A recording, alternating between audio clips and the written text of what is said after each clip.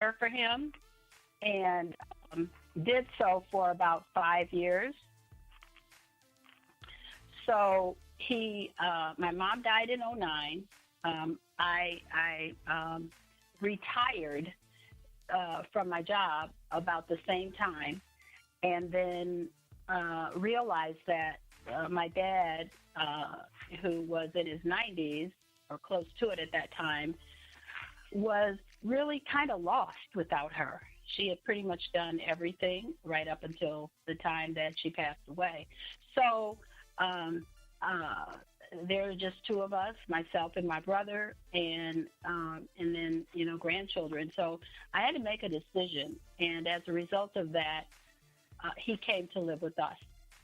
The good side of it is that even though my dad at the time was 90 or so, he was in very good physical shape. He really didn't have any medical issues. He really didn't take any medications. He could get up, walk around, talk to people. We took him everywhere, which was all a good thing. But after maybe the first year, we realized that there was something wrong, and what was wrong was that physically he was doing well, but mentally he was not. And so dementia became an issue. And we had to deal with that. And we realized that we could not leave him alone because he was mobile. Sure. He could get up and walk away, or he could go put fry some sausage and eggs, Right. and that didn't work out. So we had to, it just came to a point where my husband and I decided that, you know what, we have to change our lives. And life as we have known it is not going to be. We're going to, as much as possible, keep him involved and a part of the family. But then that went on for a couple of years, and the next step was that there's a lot of limitations. Fortunately for us, my dad had resources that we had to tap into for his care, and he was a veteran of the Navy and had resources there.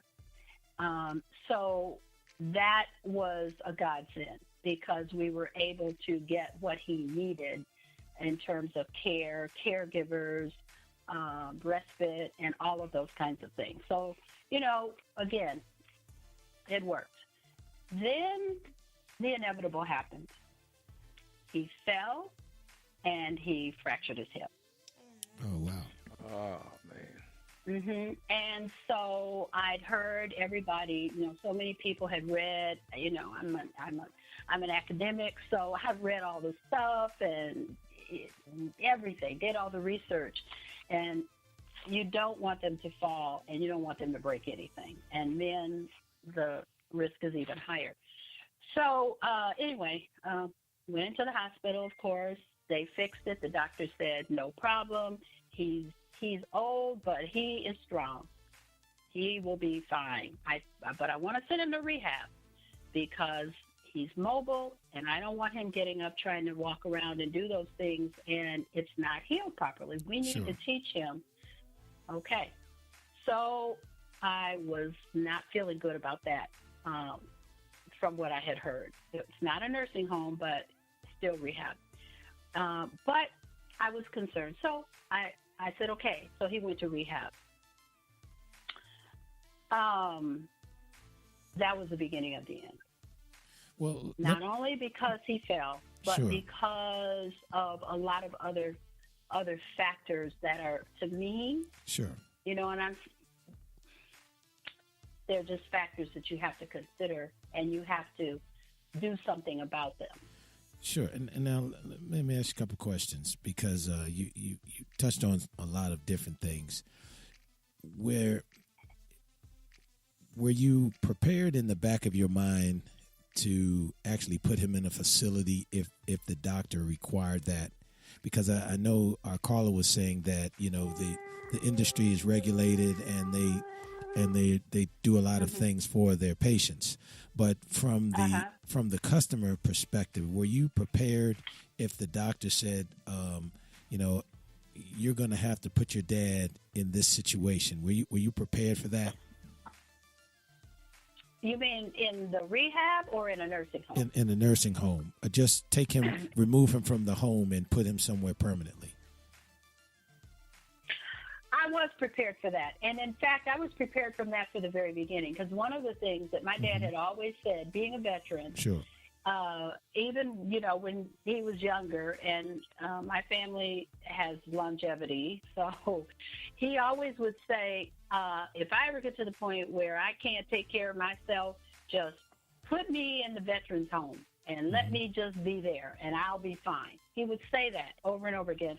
I've been to some of those veterans homes, and the ones I've been to were not really a place I felt like he really wanted to go. Sure. I visited the veterans home in Boulder City in anticipation of having to do that. I mean, I was realistic. Okay. I mean, actually, when my dad died, he was 96.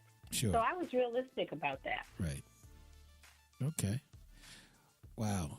Well, it sounds like you all had quite a journey, but it also sounds like you had access to resources, which is a great thing, that you had those types of resources. And you also, it sounds like you all had conversations while your dad was still in control of his faculties about the future and all the other things that may come down the road, which is which it sounds like is very important. So we just appreciate you calling in and kind of sharing those things with us. And I know you have to run, but certainly we're going to kind of build on what you were saying and talk to our guest about some of the services that are provided and how you choose the appropriate facility for your loved one. So, Dr. Brown, thank you so much for calling, as always, and have a great evening. Okay, thank you. So, getting back to our guest caller, how do you recommend that a family chooses the right facility for their loved one once they realize we're at a point where I'm going to have to put my brother or my father in some type of long-term care facility? So I always suggest that family goes and, yes, it's all online and everything is online, but I suggest that family go. Don't make an appointment. You just go in. The best time to go in, if you can go in around 7 a.m., and the next time to go in around 6 p.m. Okay. And what you want to see, the interaction of the staff with the patient, and see what activities are going on at certain times. But I always tell family members, do not call. No one should have to make plans or arrangements to go and right. tour a facility. Right. The next thing is you want to look, what do you want for your loved one in a facility? What kind of activities? Is it close to your house? Can the church still visit? Can mom bring X, Y, Z? Dad does X, Y, and Z. If they are still able to go home, what do the family have to do to make sure they can come home? Sure. That's discussion with the doctor. How often does the doctor come in? Gotcha. When does he come in? The next thing is you want to also, for most, people want to make sure there's a place there that continue with getting hair done, getting nails done, having different music. Those are the things I tell families to look for. Well, let me ask you this. You've been in the profession for a long time. What are some of the red flags? Exactly. What are the red flags that a family should look for? That's what I was going to ask, because I remember. I just if remember. You go to the door, go ahead. No, go ahead. I always tell families, this is my pet peeve with my staff. If you go into the front door and you smell stuff that you shouldn't, walk away. Right, exactly. That's that smell. I remember, a hospital smell. Yeah, that's one of the things that we look for when we were looking for the place for my mom was that smell. Because as soon as I smelled that, I was like, nope, that's not going to get it. What are some of the other signs?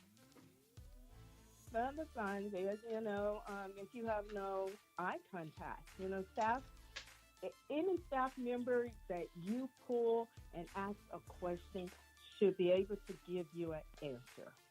And introduce themselves. If you ask a clinical question to the housekeeper should say, I'm this, but I can bring you to someone that can answer your question. It shouldn't be, I don't know, and walk away. Because we're about customer service. It's not just clinical driven. It's also patient driven with customer service. Sure. And just in term and the obvious things and I don't mean this to sound like a stupid question, but what things should you look for in terms of the patients that you encounter as you're walking through or walking to the office or taking the tour of the facility? What things should make you say, wow, I really like this? And what things should make you say, there's no way in hell I'm going to leave my relative here? Well, the things that you're going to say wow about, the hair is done, they're having fun, they're smiling, but they too can share some of their experience with a guest. When you have those kind of patients, no matter what, even the connectotic patient, by body language and eyes can tell you if they're happy. And I always tell people, they're like, well, they were laying in bed and couldn't talk. I said, oh, yeah, they can talk to you. Mm-hmm. Check out the body language, check out their eyes, make sure their hair looks good, make sure their mouth is good, so that's what you're looking for. The other part of the conversation, when you go in and the people are looking disheveled and thrown away and, sitting in their chair, very uncomfortable, don't have shoes on, have the house full of gowns on, those are ones you want to turn away from, because everyone should have their own clothes on, shoes on, just like if they were at home. Okay. And so in terms of the things that you should look for and that make you happy, can you give us a couple of those things? The ones that you should look for to make the family happy. Yes, that will make you say, oh, this looks like a possibility. When you can go in a room and, sometimes if the patient is out of their room, the tour guide will take you in the room. If you see that the room is, neat, they have pictures on about their family, you hear the staff member calling each one by their name with a handle in front of it, Mr. or Mrs. whoever. There's interaction from the patient with the staff calling staff members by name. Those are the ones that you want. Wow.